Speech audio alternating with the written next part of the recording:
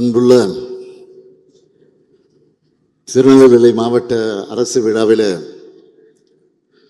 பங்கேற்று சிறப்பித்துக் கொண்டிருக்கக்கூடிய மாண்புமிகு சட்டப்பேரவையுடைய தலைவர் திரு அப்பாவு அவர்களே, மாண்புமிகு அமைச்சர் பெருமக்கள் KN நேரு அவர்களே, ஏவா வேலு அவர்களே,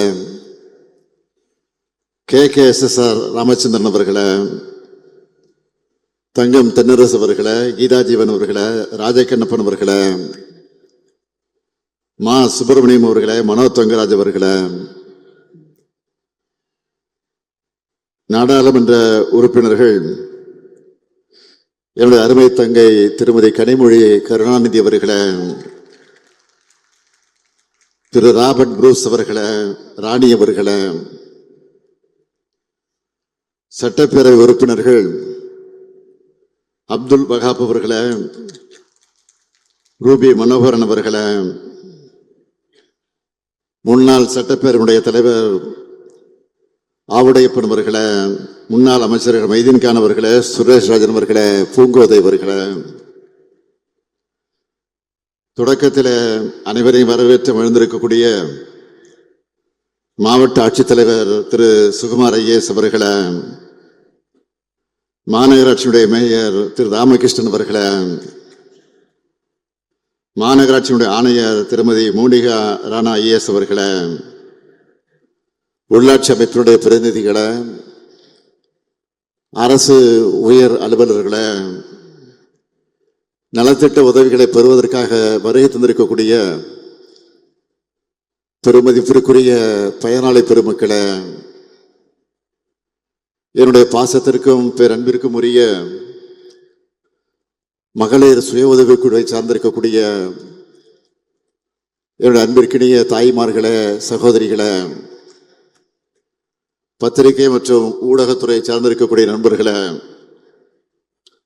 உங்கள் அனைவருக்கும் என்னுடைய அன்பான வணக்கம். பாளையங்கோட்டை சிறையினிலே பாம்புகள் பள்ளிகள் நடுவினிலே அஞ்சாமல் இருந்தவர் யாரு? அது கலைஞரின் புகழை பாடுன்னு 1965ஆம் ஆண்டு நடந்த மொழிப்போரில் ஈடுபட்ட தலைவர் கலைஞருடைய தீரத்தை சொல்லக்கூடிய வகையில் காரணமாக அமைந்திருக்கக்கூடிய பாளையங்கோட்டை இருக்கக்கூடிய நெல்லைச்சீமைக்கு நான் வந்திருக்கிறேன். அன்றைக்கு பாதுகாப்பு சட்டத்தின் கீழ் கைது செய்யப்பட்டு பாளையங்கோட்டையில் அடைக்கப்பட்டவர் தான் நம்முடைய தலைவர் கலைஞர் அவர்கள். நாடே போற்றும் ஆட்சியை புனித ஜார்ஜ் கோட்டையில் இருந்து அவர் வழங்கினார். அதுதான் திராவிட மாடலோட நவீன தமிழ்நாட்டோட தொடக்கமாக அமைந்தது. இந்திய விடுதலை போராட்டத்திலையும் தமிழ்நாட்டின் வரலாற்றிலேயும் பொன்னால் பொறிக்கத்தக்க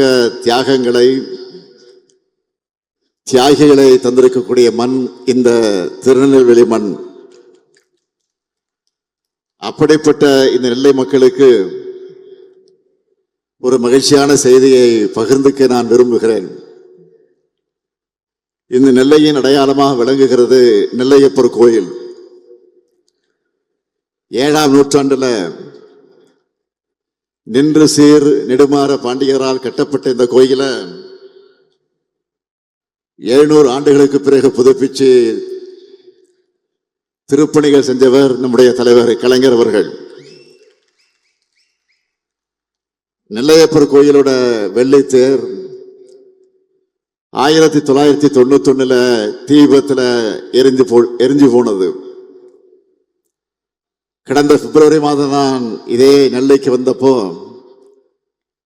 மீண்டும் அந்த வெள்ளித்தேர் ஓடும்னு அறிவிச்சேன். மகிழ்ச்சியோடு சொல்றேன், இப்போ அதுக்கான பணிகள் எல்லாம் முடிஞ்சிடுச்சு. இன்னும் சில நாட்கள்ல, அதாவது ஜனவரி மாதத்துல முதல் வாரத்தில் இருந்து அந்த வெள்ளித்தேர் ஓடும்னு மகிழ்ச்சியோடு நான் தெரிவிக்க விரும்புகிறேன்.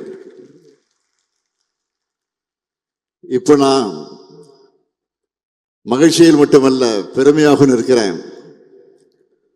அதுக்கு என்ன காரணம்னா, நேற்று பொருணை அருங்காட்சியகத்தை திறந்து வச்சு பெருமிதத்தில் கம்பீரமாக உங்கள் முன்னாலே நான் நின்று கொண்டிருக்கிறேன். பொருணை தமிழனுடைய பெருமை, இந்திய துணைக்கண்டத்தினுடைய வரலாறு இனிமே தமிழ் நிலத்திலிருந்து தான் தொடங்கி எழுதப்படணும் என்ற நம்முடைய வாதத்துக்கான சான்றுகளை அறிவியல் பூர்வமாக நாம் நிறுவியிருக்கிறோம். நாம ஏன் கீழடி பொருணைன்னு நம்முடைய வரலாற்று தரவுகளை தொடர்ந்து உறக்க பேசிட்டு இருக்கோம்?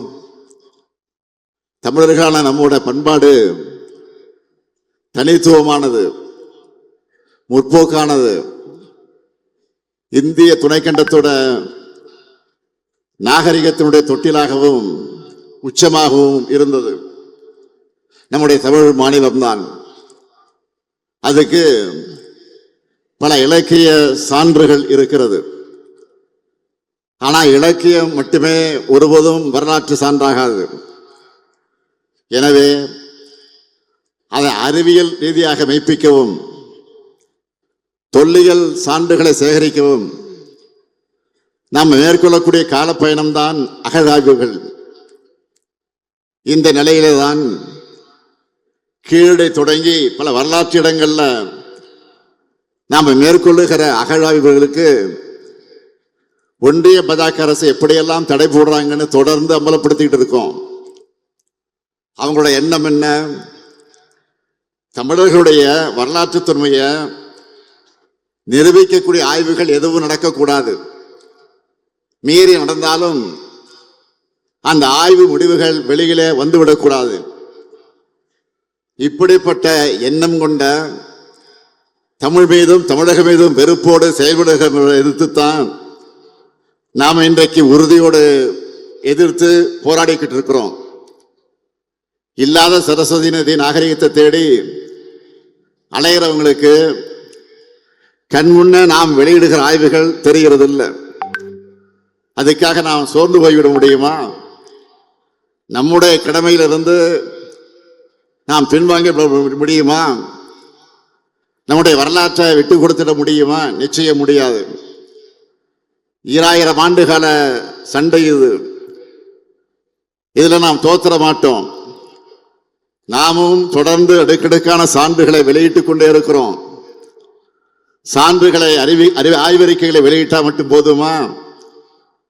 அறிவுத்தரத்தில் போராடி கொண்டிருந்தால் போதுமா? அதையெல்லாம் மக்கள் மன்றத்தில் கொண்டு வந்து வைத்து இன்றைக்கு அந்த பணியை நிறைவேற்றி கொண்டிருக்க. அதற்காகத்தான் அருங்காட்சியகங்களை அமைச்சுக்கிட்டு இருக்கோம். 13 ஏக்கர் நிலப்பரப்பில் 54,296 சதுரடி பரப்பளவில் பொருணை அருங்காட்சிய அரங்கத்தை நான் திறந்து வச்சேன். தமிழ்நாட்டின் முதலமைச்சரா, தமிழ்நாட்டினுடைய தலைமை இயக்கமான திராவிட முன்னேற்ற கழகத்தின் தலைவராக மட்டுமல்ல, ஒரு தமிழனாகவும் நான் இன்றைக்கு பெருமைப்படுகிறேன். நான் இங்கே கேட்க விரும்புவது, உரிமையோடு உங்களை எல்லாம் பார்த்து கேட்க விரும்புவது, நீங்க எல்லாரும் குடும்பத்தோட போய் இந்த அருங்காட்சியகங்களை பார்க்கணும். பார்ப்பீங்களா? பார்த்தே தீரணும். இந்த நேரத்தில் இன்னொரு விஷயத்தை நான் குறிப்பிட்டாகணும். கடந்த 2021ஆம் ஆண்டு ஒன்றிய பட்ஜெட்ல ஆதிச்சநல்லூர் அருங்காட்சியகம் அமைக்க அறிவிப்பு வந்துச்சு. அந்த பணிகள் இப்ப எந்த நிலையில் இருக்கு? இன்னும் அதற்கான பணிகள் எதுவும் தொடங்கல. ஆனா நாம் ஆட்சி பொறுப்புக்கு வந்த பிறகு தமிழ்நாடு தொழில்துறை சார்பில் சிவகளை உள்ளிட்ட அகழாய்வுகளை மேற்கொண்டு இப்போ உலகமே திரும்பி பார்க்கக்கூடிய அளவுக்கு பொருணை அருங்காட்சியகத்தை உருவாக்கி இருக்கிறோம். அதனால இந்த நேரத்தில் மாண்புமிகு மோடி அவர்களையும் மாண்புமிகு நிதியமைச்சராக இருக்கக்கூடிய திருமிகு நிர்மலா சீதாராமன் அவர்களையும் தமிழ்நாட்டில் கட்டியிருக்கக்கூடிய பொருணை அருங்காட்சியகத்துக்கு, கீழடி அருங்காட்சியகத்துக்கு வந்து பார்க்கணும்.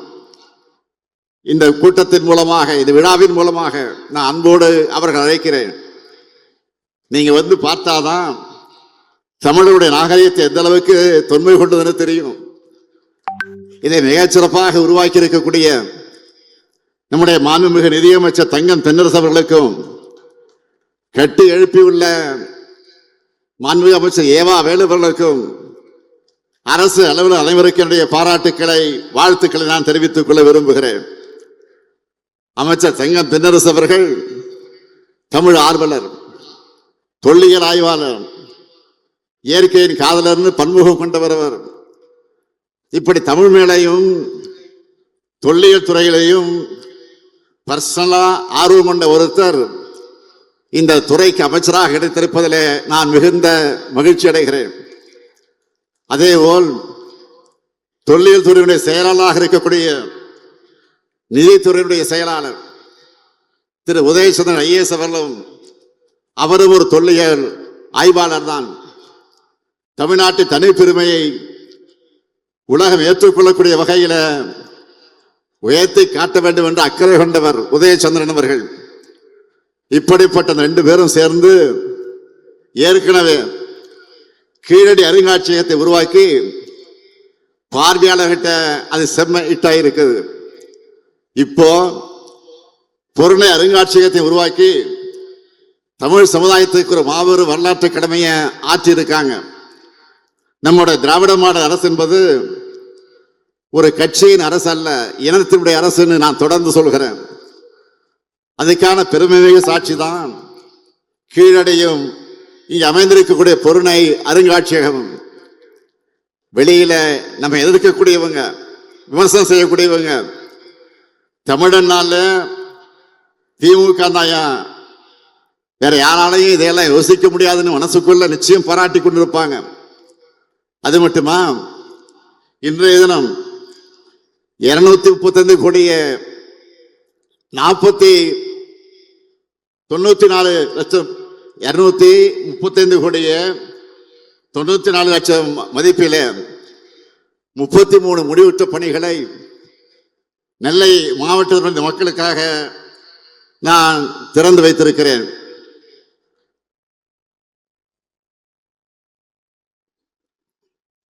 அதில் குறிப்பிட்டு சொல்லணும்னா, நெல்லை பன்னோக்கு மருத்துவமனையில் இதயம், நரம்பு, சிறுநீரகம், கல்லீரல் குறைபாடு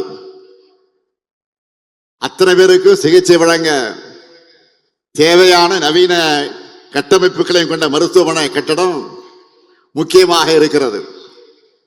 தமிழ் பெருமைக்கு பொருணை மியூசியம், மக்கள் உயிர்காக்க மருத்துவமனை. அப்ப நெல்லை மக்களுடைய அறிவு பசைக்கு என்னன்னு கேட்கிறீங்களா? சென்னையில அண்ணா நூற்றாண்டு நூலகம், மதுரையில கலைஞர் நூற்றாண்டு நூலகம், கோவையில தந்தை பெரியார் நூலகம் மற்றும் அறிவியல் மையம், திருச்சியில பெருந்தலைவர் காமராசர் நூலகம் என்ற வரிசையில நம்ம நெல்லையில கண்ணியத்திற்குரிய காகிதம் இல்லத்தவர்கள் பேரால 100 கோடி ரூபாய் மதிப்பீட்டில் பிரம்மாண்ட நூலகம் அமையவிருக்கு. அதுக்கான அடிக்கலை இன்று நாட்டி இருக்கிறேன். நெல்லையோட அடையாளமா நெல்லையப்பர் கோயில், திருவள்ளூர் இரட்டைப்பாலம், தாமிரபரணி. இந்த வரிசையில இனி பொருணை அருங்காட்சியகமும் மாபெரும் அறிவு திருக்கோயிலா அமைய போற காகிதமில்ல நூலகம் இருக்கும். நெல்லைக்கு மட்டுமல்ல, பக்கத்தில் இருக்கக்கூடிய தென்காசி, தூத்துக்குடி, கன்னியாகுமரி உள்ளிட்ட தென் மாவட்டங்களை சார்ந்த மாணவர்கள், இளைஞர்கள் இதனால பெரிய அளவில் பயனடைவாங்க. மொத்தம் 356 கோடியே 59 லட்சம் ரூபாய் மதிப்பில் புதிய திட்டப்பணிகளுக்கு அடிக்கல் நாட்டி இருக்கிறேன். 45,477 பயனாளிகளுக்கு 101 கோடி 49 லட்சம் ரூபாய்க்கு நலத்திட்ட உதவிகளையும் வழங்கக்கூடிய முப்பெரு விழாவாக இந்த அரசு விழாவை மிக சிறப்பான வகையில் ஏற்பாடு செய்திருக்கக்கூடிய இந்த மாவட்டத்துடைய பொறுப்பு அமைச்சர், நம்முடைய சீனியர் அமைச்சர்களை ஒருத்தராக விளங்கி கொண்டிருக்கக்கூடிய KN நேரு அவர்களையும் நான் இந்த நேரத்தில் பாராட்டுகிறேன், வாழ்த்துகிறேன். அனுபவமிக்க சிறந்த செயல் வீரர். உங்க மாவட்டத்துக்கு பொறுப்பு அமைச்சராக கிடைச்சிருக்கிறார். அவர் கையில பெரிய துறை இருக்கு. அதனால பெரும்பாலான திட்டங்களை அவரே உங்களுக்கு கொண்டு வந்து விடுவார். சீனியர் மினிஸ்டர் என்கிற காரணத்தால் மற்ற அமைச்சர்களிடத்திலே மிரட்டி உருட்டி கனிவா பேசி கொண்டு வந்துடுவார். இங்க நாம நடைமுறைப்படுத்தி வரக்கூடிய திட்டங்களை பார்த்தாலும் நேருவோட எஃபெக்ட் தெரியும். விழாவை சிறப்பாக ஒருங்கிணைச்சிருக்கக்கூடிய அவருக்கும், அதேபோல் மாவட்ட ஆட்சியர் சுகுமார் அவர்களுக்கும், இவர்களுக்கெல்லாம் துணையாக இருக்கக்கூடிய அனைத்து துறை அரசு அதிகாரிகளுக்கும் என்னுடைய மனமார்ந்த பாராட்டுக்களையும் வாழ்த்துக்களை நான் தெரிவித்துக் கொள்ள விரும்புகிறேன். 16 ஆண்டுகளுக்கு முன்னாடியே முதலமைச்சர் கலைஞர் அவர்கள் தாமிரபரணி ஆற்றின் வெள்ள உபரி நீரை வறண்ட பகுதிகளுக்கு கொண்டு போக 369 கோடி ரூபாய் ஒதுக்கி தாமிரபரணி, கருமணியாறு மற்றும் நம்பியாறு வெள்ள உபரி நீர் திட்டத்தை தொடங்கி வச்சார். 2021 நம்ம திராவிட மாடல் ஆட்சி பொறுப்பேற்ற உடனே இதுக்காக தனியாக அலுவலர்களை நியமித்து விரைந்து முடிக்க நான் உத்தரவு போட்டேன். தமிழ்நாட்டின் நதிநீர் இணைப்பு திட்டமாக வெற்றிகரமாக இது முடிக்கப்பட்டு கடந்த பிப்ரவரி மாதம் அது திறந்து வைக்கப்பட்டது. இதனால திருநெல்வேலி மாவட்டத்தில் 14,085 ஹெக்டரும், தூத்துக்குடி மாவட்டத்தில் 8,955 ஹெக்டர்னு மொத்தம் 23,040 ஹெக்டர் நிலங்கள் பாசன வசதி பெற்றது. அதேபோல் பாளையங்கோட்டை, நாங்குநேரி, ராதாபுரம், திருவைகுண்டம், திருச்செந்தூர் ஆகிய சட்டமன்ற தொகுதியில் இருக்கக்கூடிய வறண்ட பகுதிகளில் இதனால நிலத்தடி நீர் மட்டம் உயர தொடங்கி இருக்கு. வேளாண்மை பிணைகள் பெருகி இருக்கு. இப்படி நம்ம திராவிட மாடல் ஆட்சியில திருநெல்வேலி மாவட்டத்துக்கு ஏராளமான நன்மைகளை செஞ்சு இன்றைக்கு மக்களுக்கு அர்ப்பணிச்சிருக்கிறோம். அது மட்டும் இல்ல, நம்முடைய முத்திரை திட்டங்களாக இருக்கக்கூடிய அந்த திட்டங்களை பற்றி சொல்லணும்னா, இந்த நெல்லையில அதன் மூலமாக பயனடைந்திருக்கக்கூடிய அந்த திட்டங்களை பற்றி நான் தலைப்புச் செய்தியாக சொல்ல போகிறேன். பெத்த மகனை கைவிட்டாலும் கூட என் மகன் ஸ்டாலின் இருக்கான்னு தாய்மார்களுக்கு தன்னம்பிக்கை விட்டுகிற கலைஞர் மகளிர் உரிமை திட்டம். அந்த திட்டத்தில் இதுவரைக்கும் 2,56,000 பேருக்கு மாதந்தோறும் 1000 ரூபாய் வழங்கப்பட்டு வருது. முதியோர், மாற்றுத்திறனாளிகள் வீட்டுக்கே போய் ரேஷன் பொருட்களை வழங்கக்கூடிய தாய்மனார் திட்டத்தில் 48,434 பேர் பயனடைகிறாங்க. நலம் காக்கும் ஸ்டாலின் மருத்துவ முகாமில் இதே நெல்லை மாவட்டத்தை சார்ந்த 44,176 பேர் மெடிக்கல் டெஸ்ட் எடுத்திருக்கிறாங்க. விடியல் பயணத்தை பொறுத்தவரைக்கும் சொல்லணும்னா தினந்தோறும் 1,83,000 சகோதரிகள் பேருந்தில் சுதந்திரமாக பயணிச்சுட்டு இருக்கிறாங்க. புதுமை பெண் திட்டத்தில் 29,244 கல்லூரி மாணவர்களுக்கு மாதந்தோறும் 1000 ரூபாய் போய் சேருது. அதேபோல் தமிழ் புதல்வர் திட்டத்தில் 19,426 மாணவர்களுக்கு மாதந்தோறும் 1000 ரூபாய் வழங்கப்படுது. விபத்து நடந்தா உயிர் காக்கக்கூடிய சிகிச்சை அந்த செலவை அரசே ஏற்றுக்கிற இன்னுயிர் காக்கும் நம்மை காக்கக்கூடிய 48 திட்டத்தில் 7,556 நபர்களுக்கு சிகிச்சை அளிக்கப்பட்டிருக்கு. முதலமைச்சருடைய விரிவான மருத்துவ காப்பீட்டு திட்டத்தின் கீழ 1,40,000 பேர் இதுவரை பயனடைந்திருக்கிறாங்க. இதுவரை இல்லாத அளவுக்கு 91,227 குடும்பங்களுக்கு வீட்டு மனை பட்டாக்களை வழங்கி இருக்கிறோம். இதெல்லாம் மாநில அரசினுடைய முத்திரை திட்டங்கள். நெல்லைக்குன்னு ஸ்பெஷலா நிறைவேற்றின பணிகள். இப்ப வேலை நடந்துகிட்டு இருக்கக்கூடிய பணிகளை சொல்லவா? மானூர்ல அரசு கலை மற்றும் அறிவியல் கல்லூரி, அம்பாசமுத்திரத்தில் 93 திருக்கோயில்கள் சீரமைப்புடைய பணிகள் ஆகியவற்றை செஞ்சிருக்கிறோம். இது போக பழமையான 1000 ஆண்டு காலம் பழமையான திருக்கோயிலுக்கான திருப்பணிகள் திட்டத்தின் கீழே 33 திருக்கோயில்களை இன்றைக்கு அந்த பணிகளை நடத்திட்டு இருக்கிறோம். 605 கோடி ரூபாய் மதிப்பீட்டில் 6 ஊராட்சி ஒன்றியங்களுக்கான கூட்டு குடிநீர் திட்ட பணிகள், 421 கோடி ரூபாய் மதிப்பில் களக்காடு நகராட்சி மற்றும் 7 பேரூராட்சிக்கான கூட்டு குடிநீர் திட்ட பணிகள், மணிமுத்தாரணை பகுதியில் சாகச சுற்றுலா வசதிகள், பல்லுயிர் பூங்கா உள்ளிட்ட வசதிகளோட சுற்றுச்சூழல் சுற்றுலாத்தல மேம்பாடு, கூட்டப்புலி கூடுதாடையில தூண்டில் வளைவு, ராதாபுரம் வட்டம் விஜயாபதியில புதிய விளையாட்டரங்கம், தாழையுத்து முதல் கொங்காந்தான் பாறை அது வரைக்கும் மேற்கு புறவழிச்சாலை இத்தனை பணிகள் நடைபெற்று வருது. அது மட்டும் இல்ல, காவல் கிணறு ராதாபுரம் சாலையில ரயில்வே மேம்பாலம், புலவநகர்புரம் பகுதியில ஒய் வடிவில மேம்பாலம், ராதாபுரம் வட்ட ஆலந்துறை ஆற்றின் குறுக்கே உள்ள கஞ்சிப்பாறை அணைக்கட்டை மேம்படுத்தி அதனுடைய மேல்மட்ட மற்றும் கீழ்மட்ட கால்வாய்களை அனுமானதி வர அகலப்படுத்தக்கூடிய பணி ஆகிய பணிகள் தொடங்க போகுது. மேலும் 1875 கோடி ரூபாய் திட்ட மதிப்பீட்டில் அம்பாசமுத்திர வட்டம் விக்கிரமசிங்கபுரம் கிராமத்தில் கோரையாற்றின் குறுக்கே நீர்த்தேக்கம், 550 கோடி ரூபாய் மதிப்பில் சேரன்மதேவி வட்டம் தெற்கு வீரவநல்லூர் கிராமத்தில் வள்ளிமடை ஓடை குறுக்கே நீர்த்தேக்கம், 477 கோடி ரூபாய் மதிப்பில் திசையன்வெளி வட்டத்தில் இருக்கக்கூடிய குட்டம் அதை சுற்றி இருக்கக்கூடிய பகுதிகளுக்கு வெள்ள நீரை திருப்பிவிட நம்பியாற்றின் குறுக்கே தடுப்பணை அமைப்பது மற்றும் புதிய கால்வாய் அமைக்கக்கூடிய பணிகளுக்கான விரிவான திட்ட அறிக்கை தயாரிக்கப்பட்டு ஒன்றிய அரசினுடைய நீர்வள ஆணை ஒப்புதல் பெற நடவடிக்கை மேற்கொள்ளப்பட்டு வருது.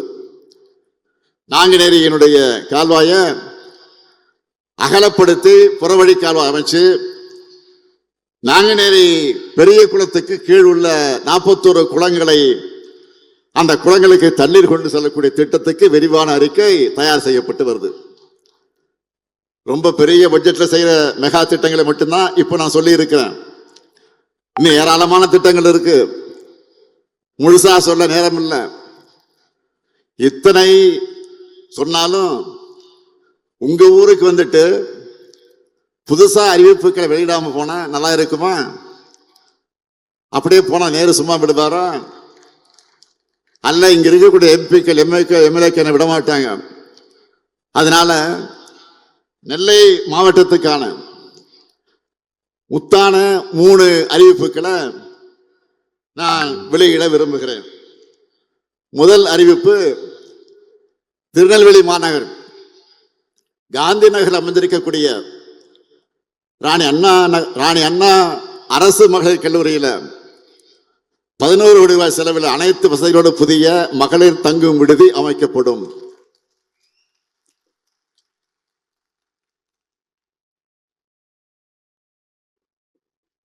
இரண்டாவது அறிவிப்பு, சேரன்மாதேவி வட்டம் முக்கூடல் பாப்பாக்குடி கிராம விவசாயிகள் பயன்பெறக்கூடிய வகையில காங்கேயன் கால்வாய் மற்றும் வெள்ளோடையை மேம்படுத்தக்கூடிய பணிகள் 4 கோடியே 1 லட்சம் ரூபாய் மதிப்பீட்டில் மேற்கொள்ளப்படும். மூன்றாவது அறிவிப்பு, நாங்குநேரி மற்றும் ராதாபுரம் வட்ட விவசாயிகளுடைய கோரிக்கை ஏற்று 5 கோடி ரூபாய் செலவில் வள்ளியூர் பெரியகுளம் மற்றும் வள்ளியூரான் கால்வாய் ஆகியவை புனரமைக்கப்படும் என்று மகிழ்ச்சியோடு தெரிவிக்கிறேன். இப்படி மக்களுக்கு தேவையானதை பார்த்து பார்த்து செய்து தரக்கூடிய மக்களாட்சியை நாம நடத்திக்கிட்டு இருக்கோம். இதுக்கு அப்படியே நேர்மாறாக மக்கள் விரோத ஆட்சியா ஒன்றிய அரசு இன்றைக்கு நடைபெற்றுக் கொண்டிருக்கு. இந்திய கிராமங்களுடைய உயிர்நடையாக இருந்து பல கோடி ஏழை மக்களுடைய வறுமையை போக்கின மகாத்மா காந்தி 100 நாள் வேலை திட்டத்தை இப்போ பாஜக அரசு திட்டமிட்டு முடக்கி இருக்கிறாங்க. மகாத்மா காந்தியுடைய பெயரையே நீக்கி பெரும்பாலான இந்திய மக்களுக்கு புரியாத இந்தி பேரை வேற வச்சிருக்கிறாங்க. மதச்சார்பின்மை, ஒற்றுமை என்ற சொற்கள் அது பாஜகவுக்கு பிடிக்காது. அதனால அதையெல்லாம் வாழ்நாளெல்லாம் வலியுறுத்தின காந்தியை அவங்களுக்கு பிடிக்காது. உலகம் முழுக்க இந்தியாவோட அடையாளமா இருக்கிற தேசத்தந்த காந்தியோட பேரையே இன்றைக்கு நீக்கி இருக்கிறாங்க. காந்தியோட பேரை நீக்கினது மட்டும் இல்ல, 100 நாள் வேலை திட்டத்தின் உண்மையான நோக்கத்தையே காலி பண்ணிட்டாங்க, அழிச்சிட்டாங்க, அழிக்கிறாங்க. கடந்த 10 ஆண்டுகளா இந்த திட்டத்தை பல்வேறு கோணங்கள்ல கெடுத்தாங்க, பல வகையில நாசப்படுத்தினாங்க. ஆட்களை குறைச்சாங்க, வேலை நாட்களை குறைச்சாங்க, சரியாக சம்பளம் தரல, சரியா அங்கிருந்து முறையாக வர வேண்டிய நிதி ஒதுக்கீடு செய்யல. இன்னும் சொல்லணும்னா ஒன்றிய அரசு தர வேண்டிய நிதியை கூட மாநில அரசு தான் அந்த நிதியை சமாளிச்சு தந்தோம். இப்படி கொஞ்சம் கொஞ்சமா நாசம் பண்ண அந்த திட்டத்துக்கு இப்ப மொத்தமா மூடு விழா நடத்திட்டாங்க. இனிமே மாநில அரசு 40 விழுக்காடு நிதி தரணுமா? ஏற்கனவே நிதி நெருக்கடி உருவாக்கி நிதி ரிலீஸ் பண்ணாம நிறுத்தி வச்சு நம்ம முடக்க பார்க்கிறவங்க இப்போ கூடுதல் சுமைய நம்ம தலையில கட்டுறாங்க. அறுவடை காலங்கள்ல 60 நாட்கள் வேலை எதுவும் வழங்கப்படாதுன்னு வேற மாற்றம் செஞ்சிருக்கிறாங்க. இதனால் வேளாண் பணி செய்தவங்க வாழ்வாதாரம் பெரிய அளவில் பாதிப்பை சந்திக்கிறாங்க. மொத்தத்துல ஏழைகளுக்கு ஒன்றிய பாஜக அரசுக்கும் எந்த சம்பந்தமும் இல்லைன்னு கை கழுவி இருக்கிறாங்க. நாடாளுமன்றத்திலையும் இதை பற்றி முறையாக விவாதிக்காம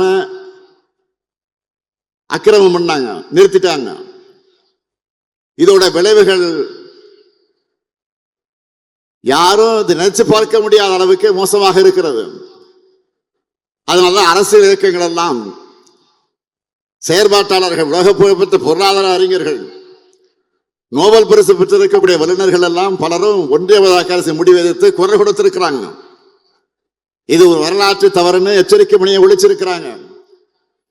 இந்த நிலையிலே தான் வருகிற 24ஆம் தேதி 100 நாள் வேலை திட்டத்தை நிறுத்துறதுக்கு எதிராக நம்முடைய திராவிட முன்னேற்ற கழகத்தின் தலைமையில அமைந்திருக்கக்கூடிய மதச்சார்ப கூட்டணியின் சார்பில் தமிழகம் முழுவதும் ஒன்றிய முழுவதுமாக நாம் ஒரு மிகப்பெரிய ஆர்ப்பாட்டத்தை நடத்த வேண்டும் என்று அறிவிச்சிருக்கிறோம். ஆனா இதை பத்தி மூச்சு விட கூட விட முடியாமல் இருக்கிறார். யாரு? போலி விவசாயி பழனிசாமி. உண்மையான விவசாயியும் நான் தான் விவசாயின்னு சொல்றாரு. நானும் கேடிதான், நானும் திருடன் தான் சொல்லி சொல்ற மாதிரி நானும் விவசாயி தான் சொல்லிக்கிட்டே இருக்கிறத இது வரைக்கும் வாய் திறக்கல. ஏற்கனவே விவசாயிகளுடைய உரிமையை பறிக்க அவங்களால நடுத்துறை நிறுத்தி பெரிய போராட்டத்தை நடத்தினாங்க. எதுக்கு? 3 வேளாண் சட்டத்தை பாஜக அரசு கொண்டு வந்துச்சப்போ அதுக்கு பாஜக காரங்களெல்லாம் மூக்கு மேல விரல் வைக்கக்கூடிய அளவுக்கு முட்டு கொடுத்தார். யாரு? பழனிசாமி. என்ன சொன்னாரு? நியாயப்படுத்தினாரு. போராடுறவங்கெல்லாம் புரோக்கர்னு சொன்னாரு. அது மட்டுமா, சிறுபான்மையினருக்கு, இலங்கை தமிழர்களுக்கு எதிரான குடியுரிமை திருத்த சட்டத்தை பாஜக கொண்டு வந்தப்போ நாடு முழுக்க போராட்டம் நடந்துச்சு. ஆனா இதனால எந்த முஸ்லீமும் பாதிக்கப்பட மாட்டார் மனசாட்சி இல்லாம சொன்னவர் யாரு? பழனிசாமி. இந்த துரோக லிஸ்ட்ல லேட்டஸ்டா அடிஷனலா 100 நாள் வேலை திட்டம் சேர்ந்திருக்கு. பாஜக அரசு பல கோடி ஏழை மக்களோட வயிற்றுல அடிக்கிறப்ப கூட அதை எதிர்க்க துணிச்சல் இல்லாம அநியாயத்துக்கு துணை போகிற இந்த செயலை மக்கள் மறக்கவோ மன்னிக்கவோ மாட்டாங்க. எனவேதான் மக்கள் சக்தியின் துணையோடு இந்த சட்டத்தையும் திரும்ப பெற வைப்போம். இது எங்களுடைய லட்சியம். ஜிஎஸ்டி அடாவடி ஆளுநர், மெட்ரோ நிராகரிப்பு அப்படின்னு ஒன்றிய பாஜக எத்தனை நெருக்கடியில் ஏற்படுத்தினாலும் போராடி வாதாடி திட்டமிட்டு அனைத்து வகையிலும் தமிழ்நாட்டை முன்னேறிய மாநிலமாக நாம் உயர்த்தி காட்டிக் கொண்டிருக்கிறோம். இந்தியாவிலேயே நம்பர் 1 மாநிலம்னு நாம சொல்லல, ஒன்றிய அரசின் அறிக்கையிலேயே அறிவிச்சிருக்கிறாங்க. நம்ம எதிர்க்கிறவங்க கூட மறக்க முடியாத அளவுக்கு வெற்றி என்பதுதான் திராவிட மாடல் கெத்து. அடுத்து அமைய போறது நம்முடைய ஆட்சி தான். உறுதியா சொல்றேன், திராவிட மாடல் 2.0 இன்னும் பல மகத்தான திட்டங்கள் வரப்போகுது. கலைஞர் மகளிர் உரிமை தொகையை இதுவரை 1,13,00,000 சகோதரிகளுக்கு கொடுத்துட்டு இருந்தோம். இந்த மாசத்திலிருந்து கூடுதலா எவ்வளவு கொடுக்கிறோம்? 16 லட்சம் பேருக்கு அதிகமாக மாசம் 1000 ரூபாய் கொடுக்கிறோம். நம்முடைய திட்டத்தை இந்தியாவில் பல மாநிலங்களை ஃபாலோ பண்ண ஆரம்பிச்சிட்டாங்க. பாஜக ஆட்சியர் ஒரு மாநிலத்தில் கூட கொடுத்துட்டு இருந்தாங்க. அதான் இப்ப திருப்பி கேட்கிறாங்க அதை கொடுத்தத. ஆனா நம்ம கூடுதலா கொடுக்கிறோம். இப்போ திருப்பி கேட்கல, கூடுதலா கொடுக்கிறோம். இதான் திமுக ஆட்சி, இதான் திராவிட மாடல் ஆட்சி, இதுதான் தமிழ்நாடு. உங்களுடைய அசைக்க முடியாத ஆதரவோடு இது என்றும் தொடரும். எத்தனை தடைகள் வந்தாலும் திராவிட மாடலால் தமிழ்நாடு வெல்லும், தமிழ்நாடு வளரும். நன்றி, வணக்கம்.